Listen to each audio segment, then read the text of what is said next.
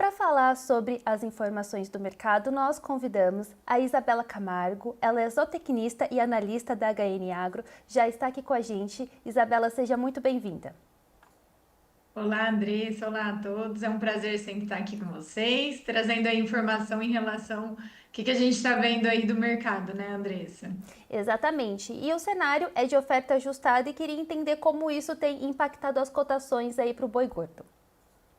Bom, então vamos lá. A gente precisa desenhar o que a gente vem observando em relação ao mercado, mas de maneira geral, o que a gente observa durante todo o mês, que a gente observou aí durante todo o mês de junho, foram preços mais firmes para a arroba do boi gordo quando a gente compara ao mês anterior. E por que que a gente vem observando esse cenário? Primeiro, a gente vê uma baixa oferta de animais terminados, né? E isso vem sendo o principal fator que vem colaborando aí para essas altas.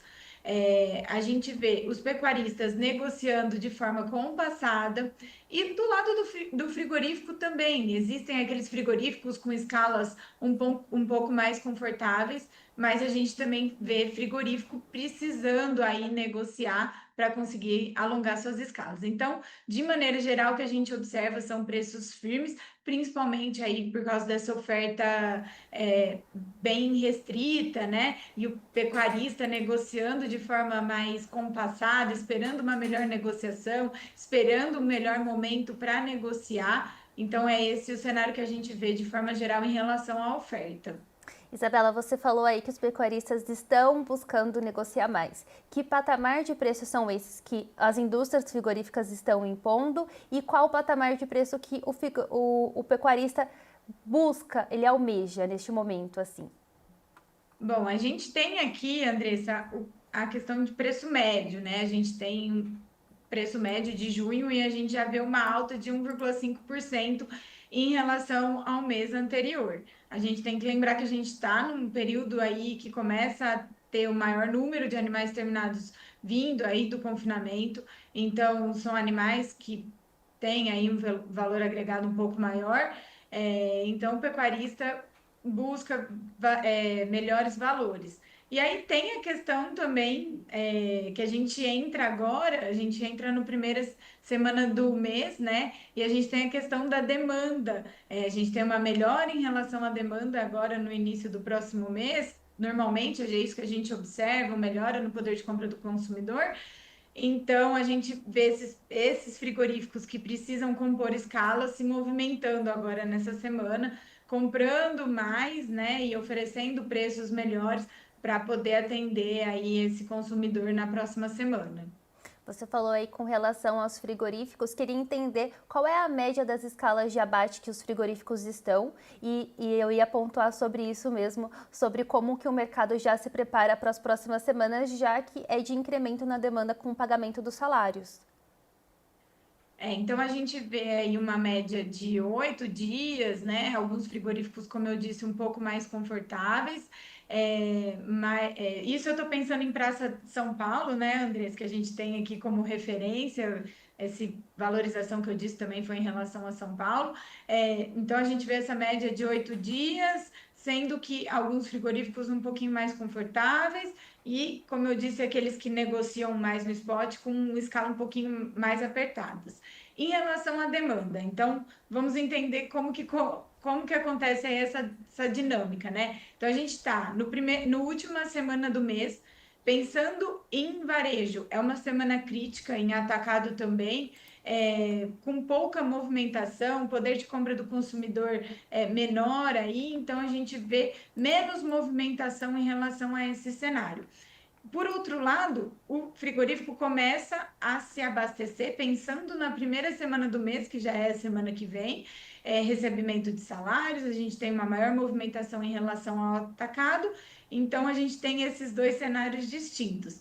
E aí eu trago que a gente está pensando em mercado interno, mas a gente tem que lembrar que durante aí o ano de 2025, desde o início né, a gente vem batendo recorde em relação às exportações e elas estão aí em bons patamares, né?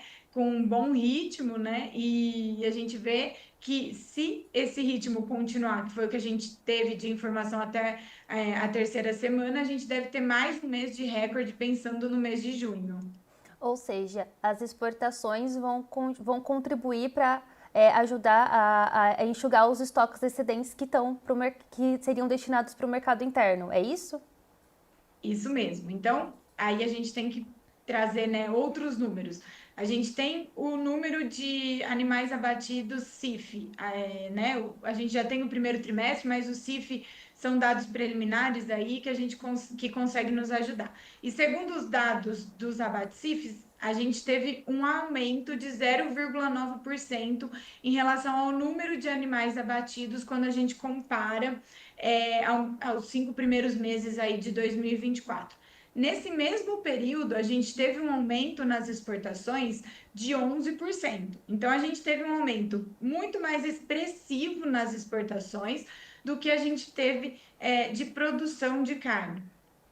Como a gente tem essa relação de um maior volume, né, um volume mais expressivo de carnes embarcadas, de volume de carne embarcada aí, a gente tem uma menor disponibilidade de carne para ser escoada no mercado interno.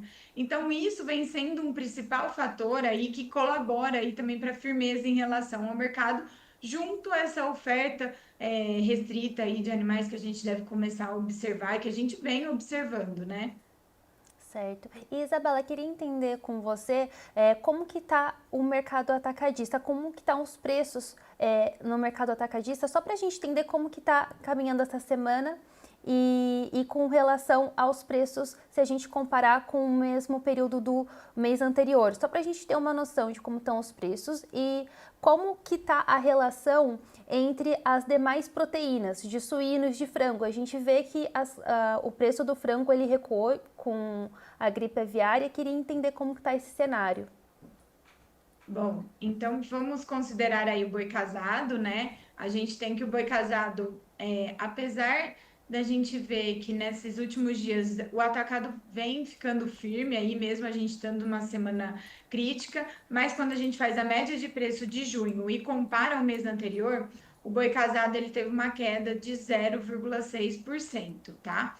E aí, como você me perguntou em relação às outras proteínas, né? A gente tem que a carcaça suína, também quando a gente considera o preço médio de junho ao mês anterior, ela caiu 2%, né? E o frango congelado caiu 13,3%. O frango tem a questão das exportações, né? Da gripe aviária, que a gente já vê aí um cenário voltando ao normal, mas não podemos dizer que sofreu aí, né? Então, essa queda de 13%. Então, quando a gente faz essa relação, o boi casado com o frango congelado, hoje 1 quilo de dianteiro, desculpa, eu vou fazer essa relação com o dianteiro. Já em relação ao dianteiro, o dianteiro ele está 0,4% maior que o mês anterior.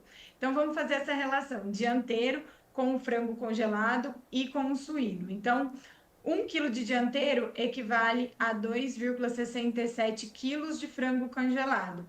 E essa relação é 15,8% maior que o mês anterior. Então, no período, a carne bovina ela perdeu competitividade frente à carne de frango. E quando a gente pega em relação à carne suína, 1 quilo de dianteira equivale a 1,59 quilos da carcaça suína. E esse valor é 2,4% maior que o mês anterior. Então, tanto em relação ao frango congelado quanto à carcaça suína, a carne bovina perdeu competitividade em relação ao mês anterior. Isso porque, quando a gente pega o dianteiro, os preços ficaram mais firmes, quando comparados, né, como eu disse, ao frango congelado e à carcaça suína. Certo. Isabela, tem mais alguma coisa que o pecuarista precisa ficar atento aí no seu radar para o próximo mês de julho que é importante acompanhar? Bom, então agora, pensando, a gente pensa cada vez mais no confinamento, as expectativas são positivas, a gente vê aí o pessoal pensando em maior volume de animais confinados o próximo, comparado, né, ao ano anterior. Então, eu acho que seria interessante a gente trazer para o pecuarista aí como que está a relação no mercado de reposição, né? Como que está essa relação, necessidade de arrobas para compra de boi magro e bezerro, né? Pensando nesse período que a gente está. E a gente fez essa relação hoje, e enquanto o boi gordo ele teve uma alta de 1,5% em relação ao mês anterior, considerando a Praça de São Paulo, o bezerro ele apresentou uma desvalorização de 1,8% e o boi magro uma queda de 1,4%. Aí aqui é importante a gente falar, eu estou falando em preços médios. Nos últimos dias a gente viu uma movimentação maior em relação à reposição, preços mais firmes, mas quando a gente considera o preço médio, esse é o cenário que a gente tem. Então, atualmente, hoje são necessárias 8,8 arrobas de boi gordo para a compra de um bezerro, e esse valor é 3,3% menor que o mês anterior. E 13 arrobas de boi gordo para a compra de um boi magro, e esse valor é 2,8% menor que o mês anterior. Então, com essa alta aí que a gente teve para o boi gordo, o pecuarista que faz a engorda, né, ele ganhou poder de compra frente ao mercado de reposição. Tá certo, Isabela. Eu agradeço a sua participação e olha, eu te convido para você voltar mais vezes aqui no nosso site, principalmente aqui no Pecuário e Mercado, para continuar trazendo essas e outras informações sobre o mercado pecuário. Eu que agradeço, espero ter ajudado aí o pessoal. Muito obrigada pela participação e a gente está sempre à disposição aqui na HNA. Muito obrigada.